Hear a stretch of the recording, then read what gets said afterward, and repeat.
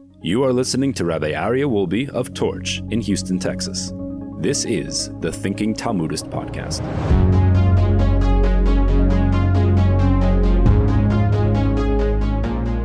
All right, welcome back, everybody, to the Thinking Talmudist podcast. We are on 31b in Tractate Kedushin, and we're towards the middle of the page.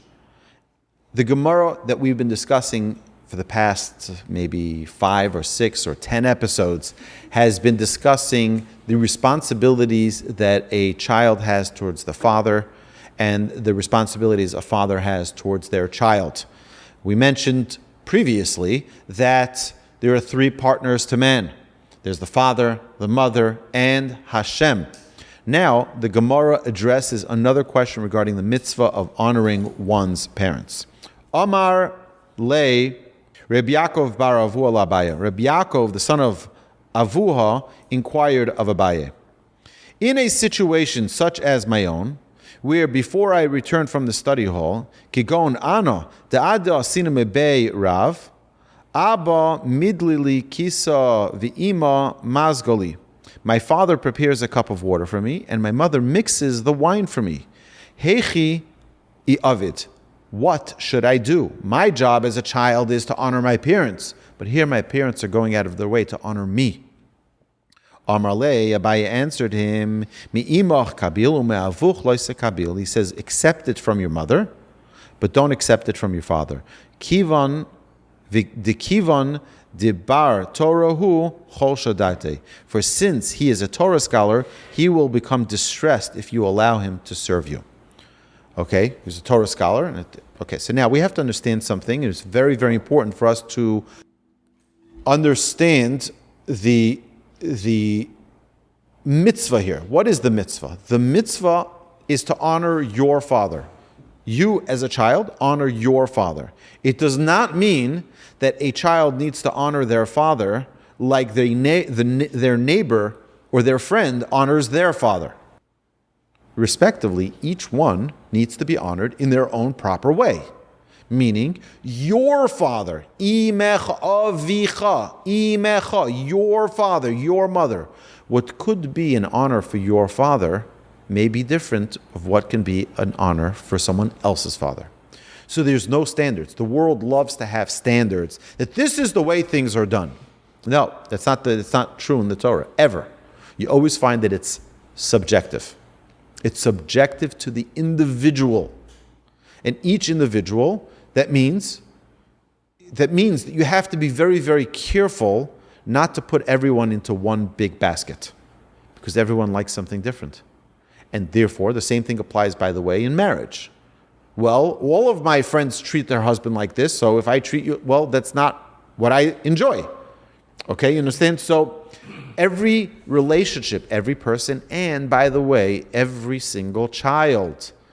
King Solomon in Proverbs teaches us, Chanoch lanar al pi darko. Educate your child according to his way, meaning that is unique to every person. And what is the proper way to educate one child, even from the same family, might be different for a different child from the same family. So the fact that, well, this is the way it is in our home is not a real good educational policy. The educational policy needs to be per child. This child, what is best for this child is what I do. For a different child, it could be something else.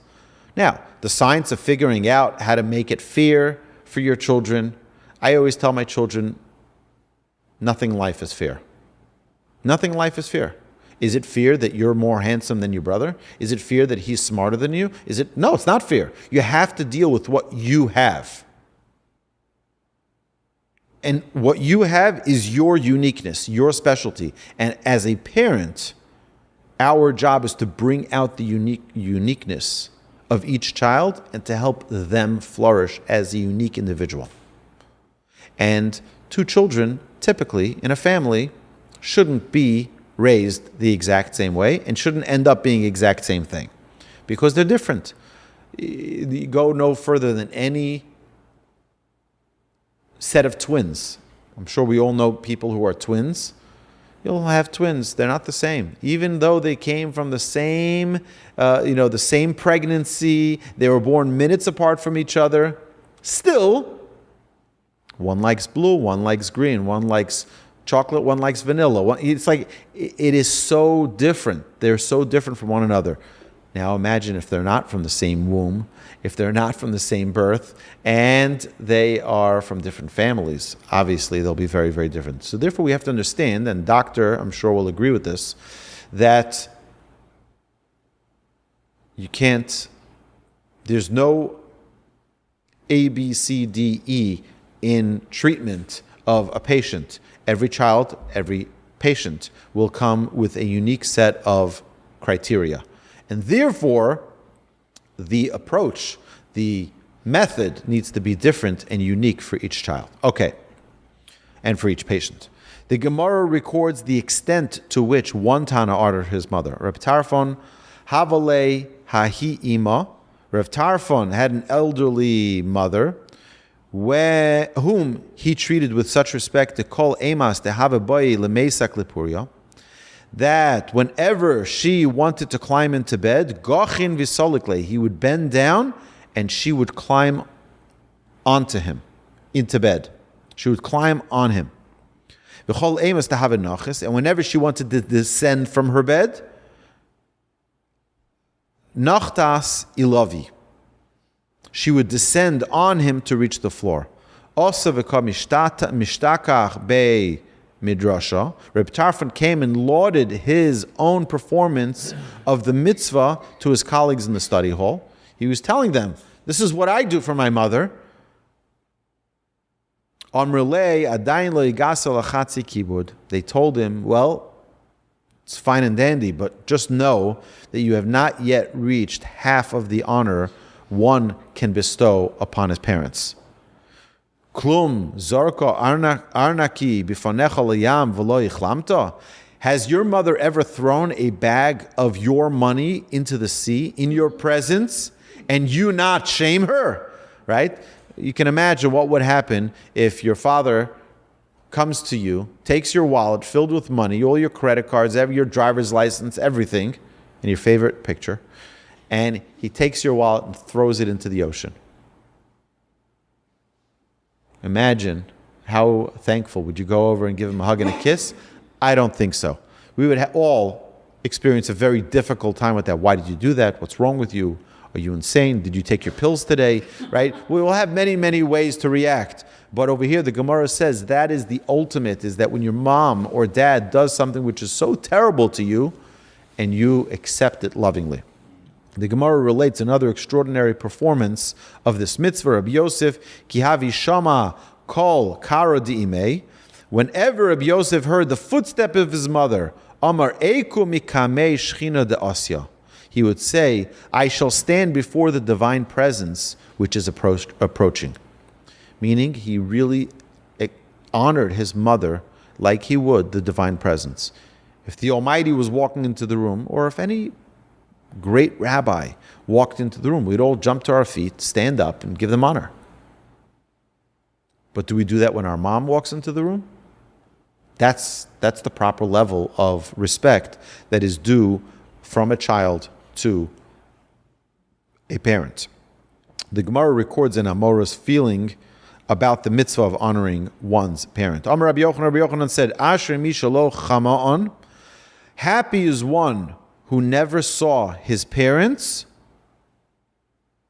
Rabbi Yochanan ki ibartu imo meis aviv.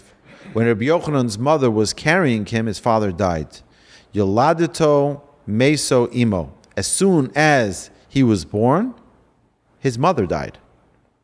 V'chein Abaye, and the same was true with Abaye. He never saw his parents. Now, what is he saying? That praised or happy is the one who never saw his parents. So he says, since it is almost impossible to honor one's parents appropriately and properly, a child will inevitably be punished on account of not having honored them properly. He's saying, therefore, praiseworthy is someone who never saw his parents and never improperly honored them. Okay? But what do you think the Gemara is now going to talk about? Yeah, very good. What happens if your parents have passed? Do they require no honor? Do they require no honor? We know that they will. We'll see this later in the Gemara. The Gemara objects to the statement of Abaye. Eini, is it so that Abaye never saw either of his parents? Well, Amar Abaye, Amrli aim. But Abaye was known to have said, my mother told me. Hence, Abaye's mother was living during his lifetime. So how can you say that she wasn't? The Gemara answers, Hahi marbinte havoi. That woman whom he quoted was not his biological mother, but rather it was actually his nurse. However, Abaye called her his mother because she raised him. So it wasn't actually his biological mother. It was the woman who he called mother in honor of the way that she raised him as a mother would. The Gemara relates an episode involving an Amora and his mother. Reb Asi havale ahi imaz kena. Reb Asi had a very elderly mother. Amrole ba'ino tachshitan. Once she said to him, I want jewelry.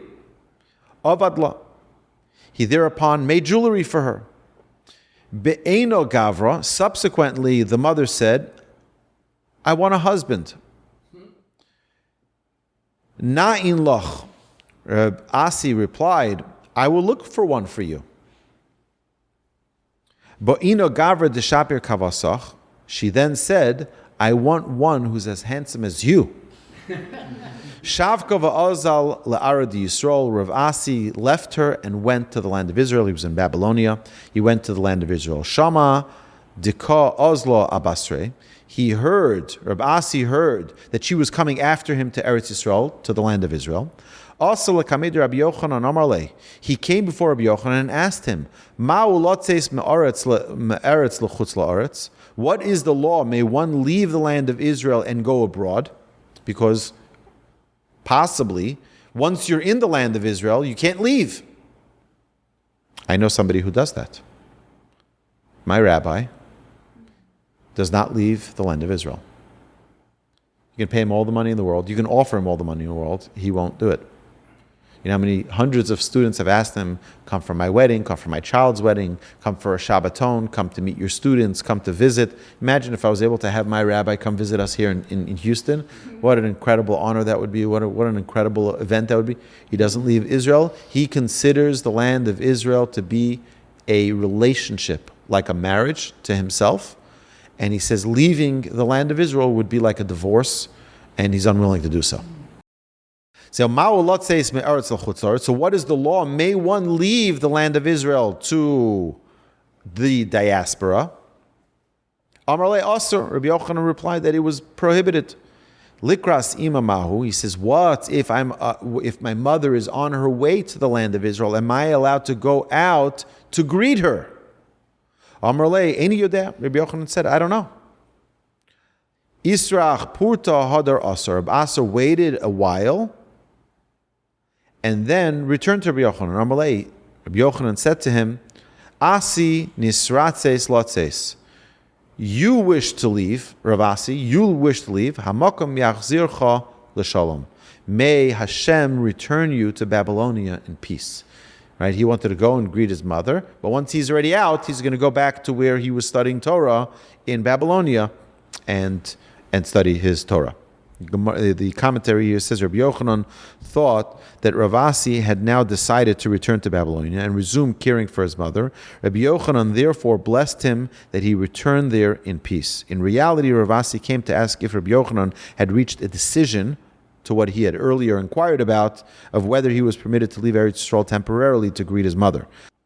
Rav Asi ponders his encounter with Rabbi Yochanan. Also, Rav Asi came before Rabbi Eliezer. Amalei chas v'shalom dilmo mirtach rosach. Rav Asi said to him, heaven forbid, but perhaps Rabbi Yochanan was angry with me for wanting to leave the land of Israel.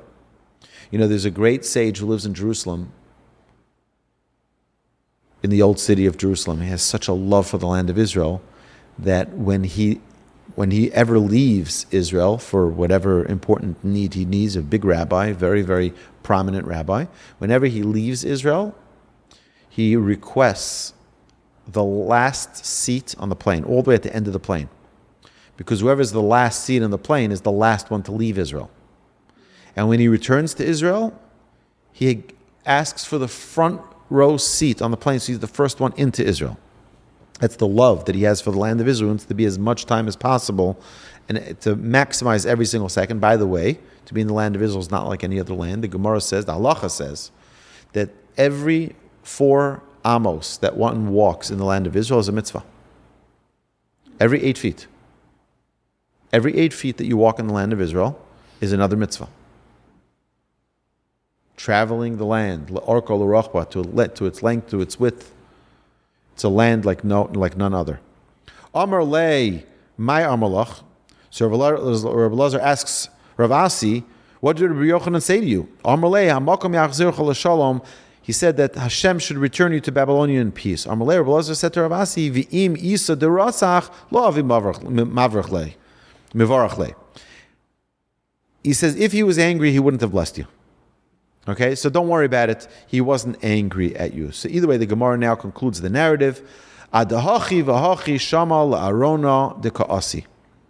Meanwhile, Rav Asi heard that his mother's coffin was approaching, meaning his mother passed away.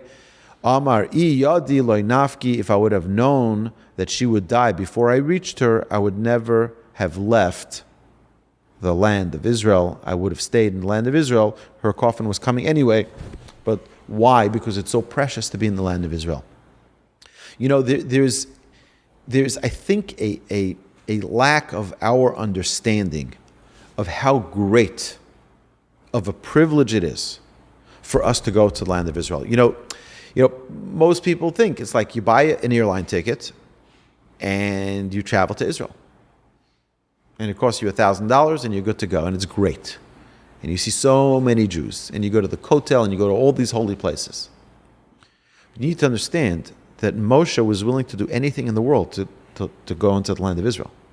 And he was not allowed to go into Israel. Because going to the land of Israel is not like going to any other place in the world. It's a privilege. We're not fighting over a piece of property. They have to understand this.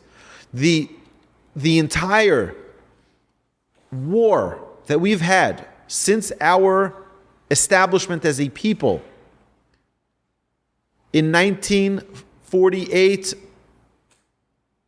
from creation of Adam and Eve, when Abraham came to the land of Israel. Lech lecha le'artzecha le'moladetecha le'beis avicha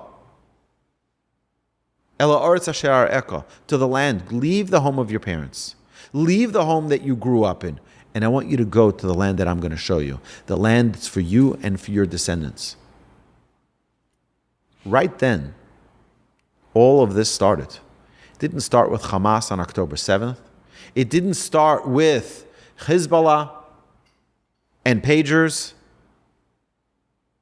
That's not where it started. It started when Abraham was given the land, and it was promised to Abraham, to Isaac, and to Jacob. Not only to Isaac, by the way, who had a brother who can say, well, I'm also a descendant of Abraham, so maybe I get it, who was Yishmael, Islam. It was promised to Abraham, to Isaac, to Jacob, and then to everybody else, all the way through to Moshe, and then to Joshua when they entered into the land of Israel. So it's not like it's land that we had one promise to Abraham and that's it, and then everything is vague. That same promise was made later to Isaac, and later to Jacob, and later to all of the other children of Jacob, the land that I promise you, then all the way to their descendants, to Moshe, and to the entire Jewish people when they left Egypt, and then to Joshua, the disciple, the student of Moshe. And then they go into the land of Israel. And then they conquer the land. And they defeat the enemies who were dwelling in the land. It's an unbelievable gift that we have. We need to understand this is not a fight over land. This is a fight over the word of Hashem. Hashem gave it to us as a promise, and we're fighting for our right to earn it and to deserve it. So the miracles that we see, yes, we give great compliments to the IDF and the IAF, the Air Force, and to all of the soldiers and to the Prime Minister and to all of the officers and yes, great. And ministers, they're all great. They're fabulous. But it's all the hand of Hashem. That's the truth. The truth is that it's all the hand of Hashem. And you know what? Look at the UN. Look at the disgraceful UN. We talked about this back then when they were condemning Israel. They still condemn Israel. By the way, the UN passed a resolution last week stating that within 1 year, no Jews are allowed in Jerusalem. Woo! Great. The UN. A bunch of retarded people. Yes. I know I'm being kind. I'm being generous. But they're all sent as representatives from their respective countries. And they are blowing an opportunity because we taught the Talmud about it. Where the nations of the world are going to have an opportunity to stand up for Israel. And you know, by the way, I believe, if I'm not mistaken, that America can veto a proposal. In the Security Council. In the Security Council. Okay, so not in this, not in the General Assembly of the, okay. I got it, okay. It was non-binding. Okay, so there is, right. But either way, we are very few friends in the world. Very few. And even those friends have stabbed us plenty of times in the back, but we were better than them, so they said, okay, we're sorry. Sorry you caught us.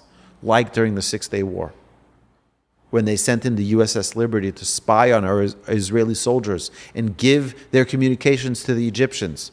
Israel didn't by mistake attack the USS Liberty control room. It was very deliberate and very intentional. Of course, to the face of the world, you can read, there's a magnificent book written by a former CIA agent, John Loftus. It's called The Secret War Against the Jews. It's this big. I didn't read the whole thing. I just read the juicy parts. And he is, as a CIA agent, right? Took a while for it to get approved for release and unclassified. But it's unbelievable. You see over there how it was deliberate. They're like, yeah, it's okay. Israel's our ally, but who cares? And they gave information to their non-ally, right, to the Egyptians. And Israel caught them at it, and Israel held them accountable. And it was a very big blessing for the Jewish people. So even though we have friends around the world, there's very few of them. Very few. Where Emmanuel Macron yesterday was criticizing Israel for their attacks on Lebanon and demanding a ceasefire on Israel. Where were you for the last 350 days? When they're shooting rockets at Israel, where a third of Israel is displaced, by the way. The whole northern Israel is displaced. People are out of their homes, people are out of their jobs, children are out of schools, because Hezbollah is firing rockets. He didn't say a word then. But these people have the opportunity to stand with Israel, and they chose not to. And I don't pity them. I don't pity them. Because they're going to be held accountable. They had the opportunity to stand with Hashem's chosen people. And they chose not to. Because they have other agendas, perhaps, or because they're filled with hatred. I'll never know, we'll never know. But it is very convenient for him to suddenly say, when Israel had probably the greatest 2 weeks of any military activity and any intelligence operation ever in the history of the world, where 5,000 beepers that are only held by terrorists, but they say that 2 children died in that operation. I don't even believe that, by the way. I don't believe anything these people say. Okay? You telling me that 45,000 Palestinian children were killed? I don't believe a word of it. Not one. So when they ask these questions saying, well, Israel has been disproportionately killing civilians, I don't believe it. I don't believe it. Okay? I don't believe a word they're saying. Right. Either way, this whole thing is I think it's just, again, the propaganda of the nations of the world trying to justify their hatred to us being a chosen nation. You know where the Torah was given to us? at Sinai. Do you know what other word rhymes with Sinai? Sinah means hatred. The Talmud says that when Torah descended at Sinai, Sinah descended at Sinai. Hatred descended at Sinai as well. The nations of the world are jealous of us. They're jealous that we have the manual for living. We have the guide for life. We have the manual for how to maximize pleasure in this world.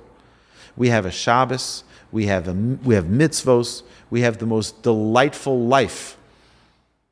And that's, I understand. But what's the rule? The rule is, you're welcome to join. We're not going to come after you. We're not going to force you. We're not going to try to crucify you or have, like the Christians have done, pogroms and mass murderings and hangings and book burnings and holocausts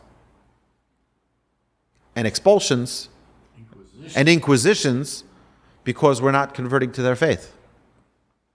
Or October 7th because we're infidels and we don't believe in Muhammad. All right? So just to understand, when we talk about the land of Israel, we're not just talking about a country. And we're not just talking about a piece of property. We're talking about a relationship with God that is way beyond earth. It's way beyond land.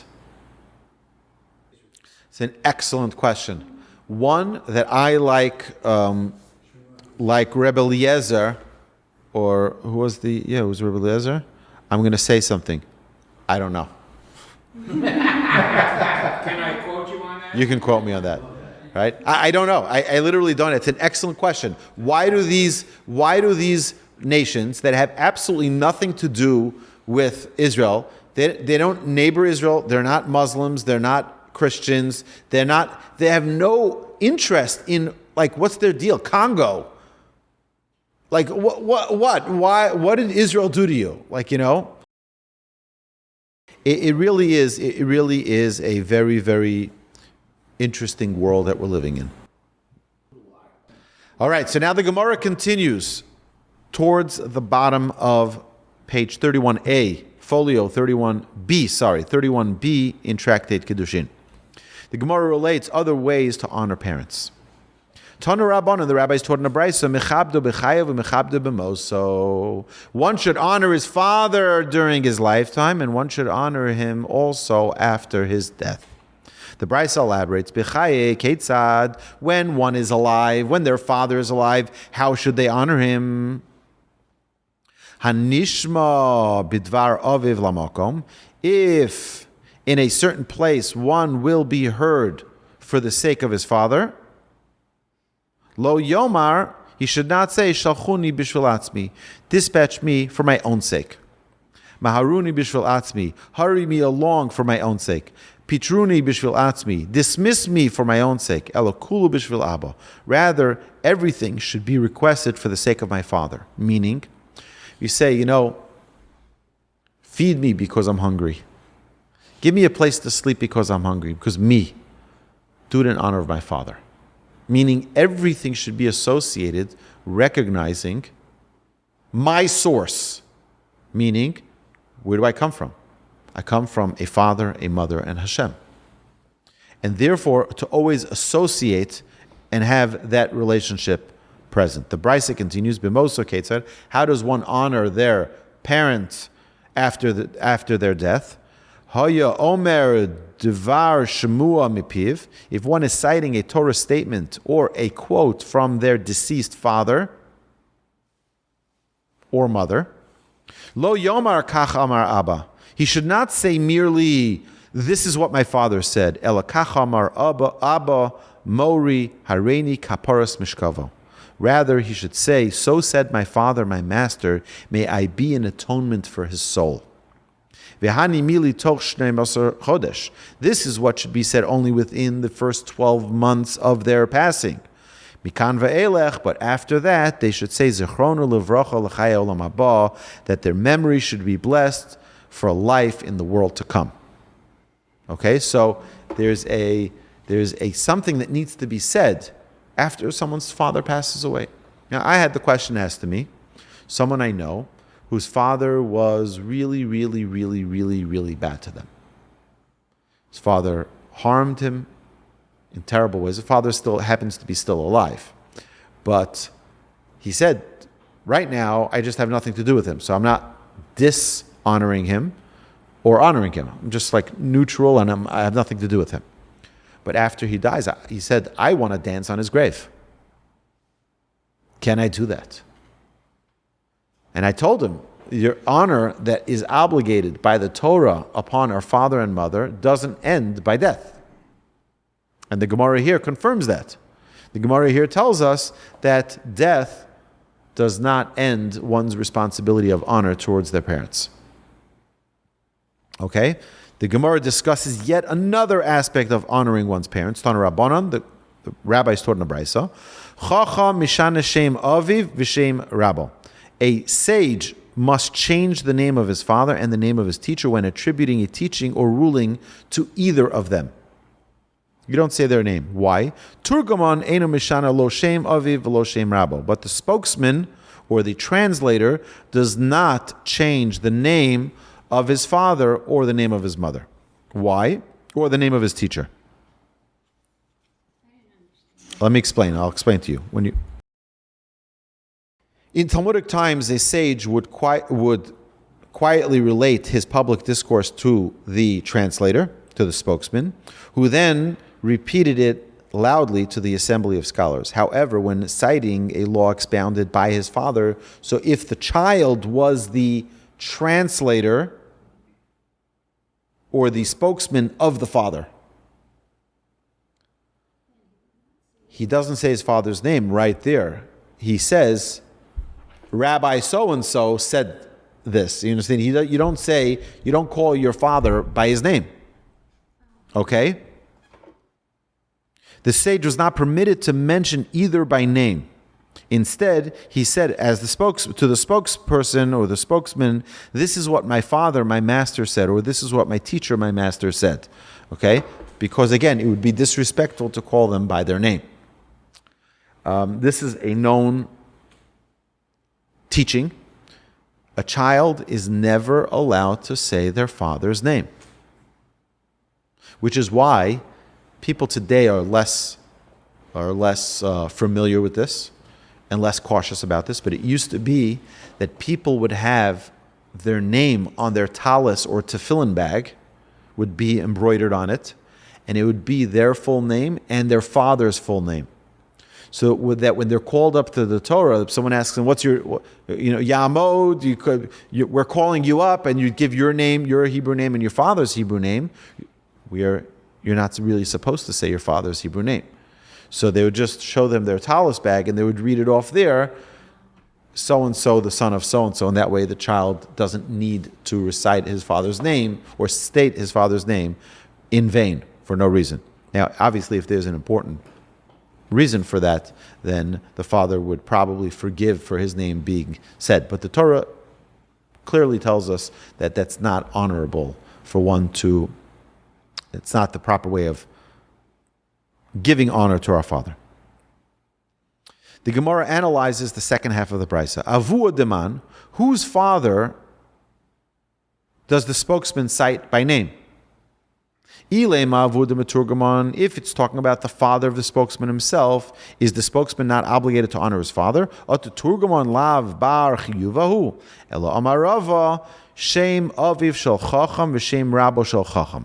Rather, Rava says the spokesman pronounces the name of the sage's father or the sage's teacher, but if the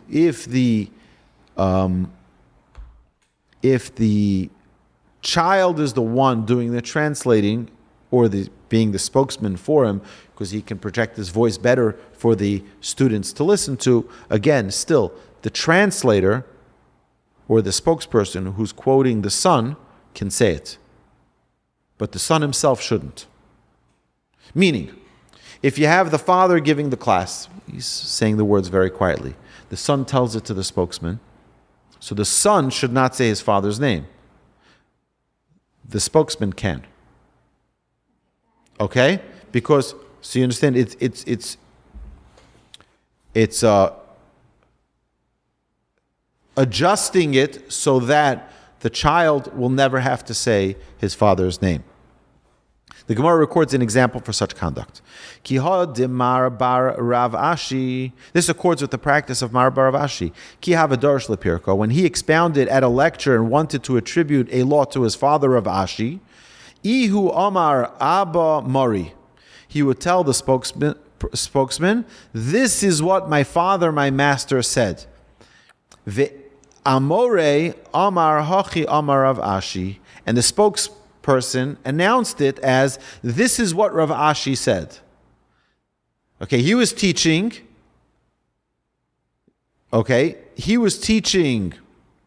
Mar bar Rav Asi. Mar, the son of Rav Asi, was giving the lecture. His father wasn't even there.